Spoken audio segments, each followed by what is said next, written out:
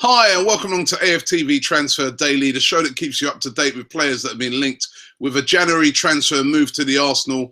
Going to start off today with a guy, inevitably, his name was going to turn up in this transfer window, and it has today. Edinson Cavani is back. Spoke about him practically every day throughout the summer. He was being linked with Arsenal practically every day. The links are back on. After La Gazzetta dello Sport put out a story saying that Arsenal have been given the green light to sign Edinson Cavani. There's also another story I saw today that Manchester United have been alerted that Edinson Cavani is available.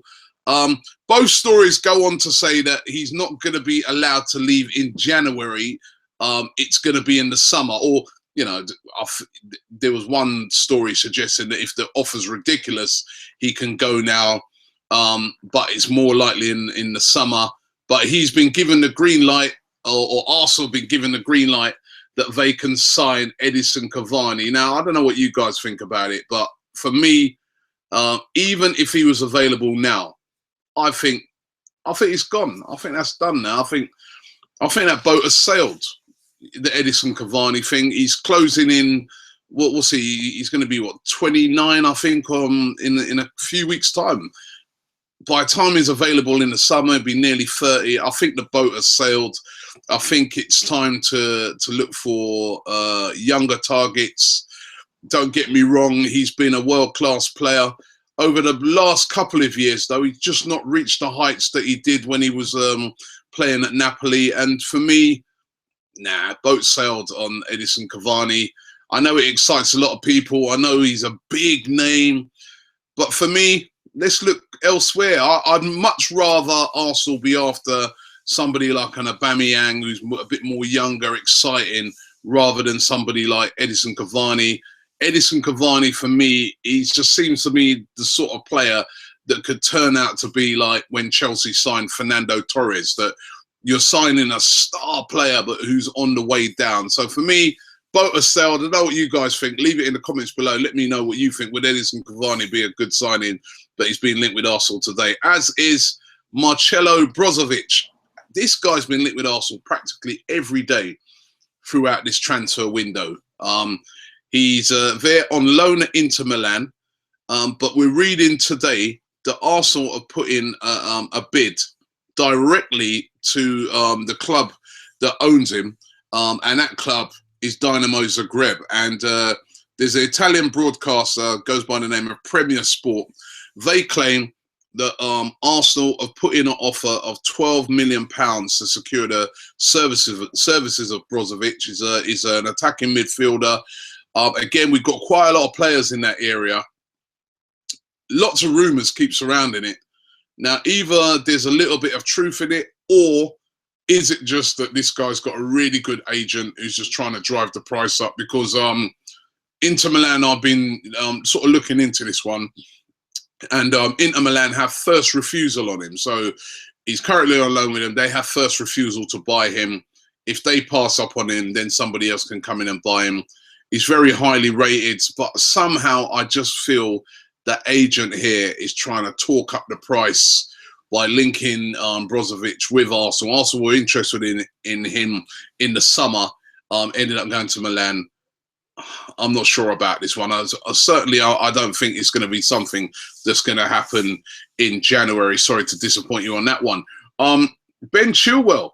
I remember getting a slate, sitting down, and I was expecting you to come up with, you know, on the first day of Transfer Daily with some mega names, and then you say Ben Chilwell. But you know what? I saw this kid playing the other day for Leicester against Tottenham on Sunday, and he really impressed me. He's a left back, very highly rated. He was out on loan at Huddersfield. He's been brought back on loan. He's currently on £800 a week, which, you know what, for me and you, that's not a bad wage. But for a Premier League player, that's like nothing. Leicester are preparing to hand him to give him a new contract. So Arsenal, if they do want him, they're going to have to move fast. Arsenal, not just Arsenal, a host of clubs in the Premier League are hovering over this kid. As I said, he really looks a prospect. He really played well in that game, by the way. And Arsenal interested in signing Ben Chilwell from Leicester City. Leicester City, of course, trying to be very ambitious at the moment. They really want to hold on to all of their best stars. We have to watch this space and see what happens with that one. This next guy used to play for Arsenal. Spoke about him as well about a week ago. Oguzhan Ogyuak.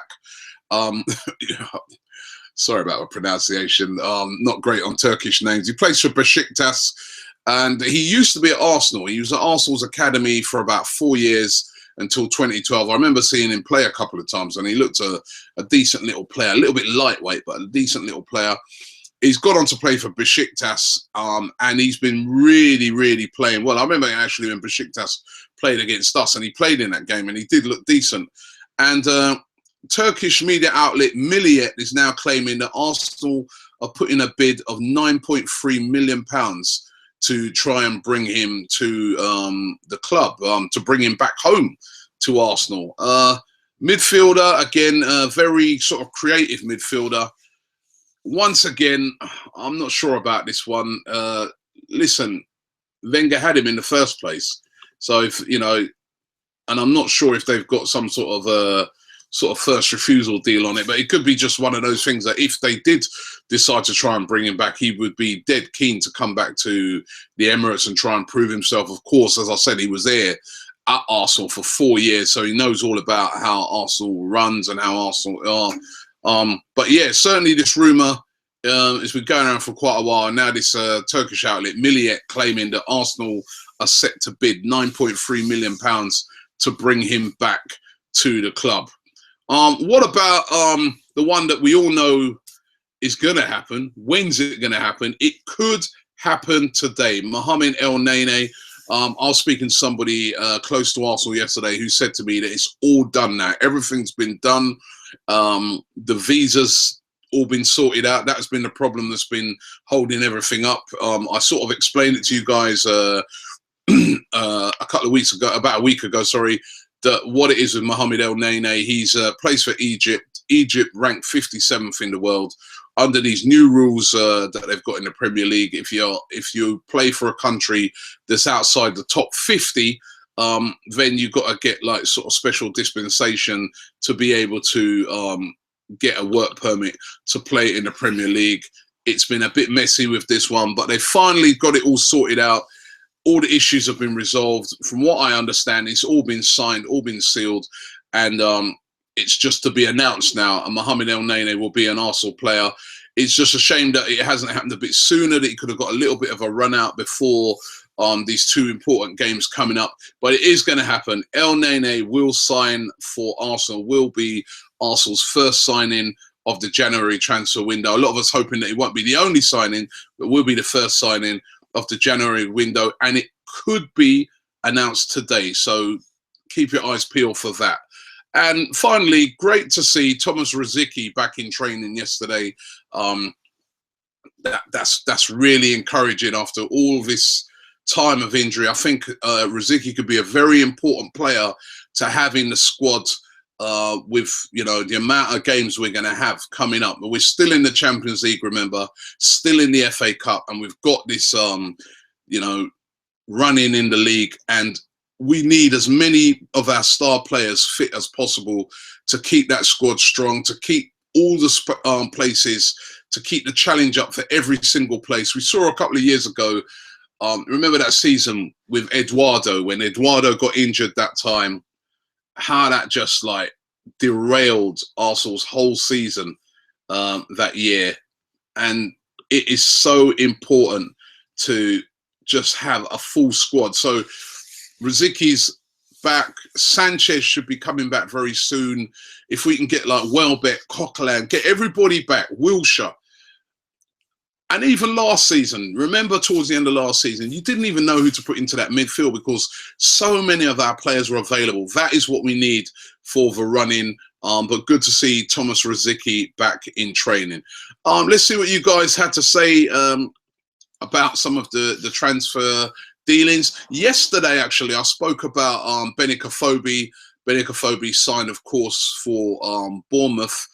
And I was like, you know, should Arsenal have went in and got Afobe? Afobe, by the way, last night missed 2 sitters in that game for Bournemouth, by the way.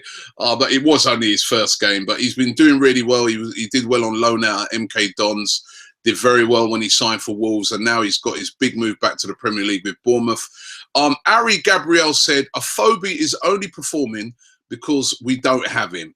If we did have him, he would be on the bench at best, and people wouldn't know about his talent. The same as Chicharito. So he says, you know, he doesn't sound like he was too bothered that Arsenal didn't get Benik Afobe or you know, operate that deal that we could have got him back.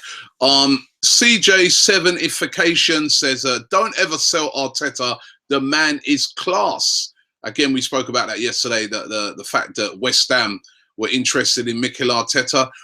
Arsenal Manic has a right moan up here. He's Claude in disguise. He said, Arsenal fans have been duped, mugged off once again. Don't expect many ready-to-play world-class signings. You hear different names every single day. It's all rubbish to sell papers. Don't even get embroiled in nonsense talk. I will come here and comment on a player once I hear there's been an official bid.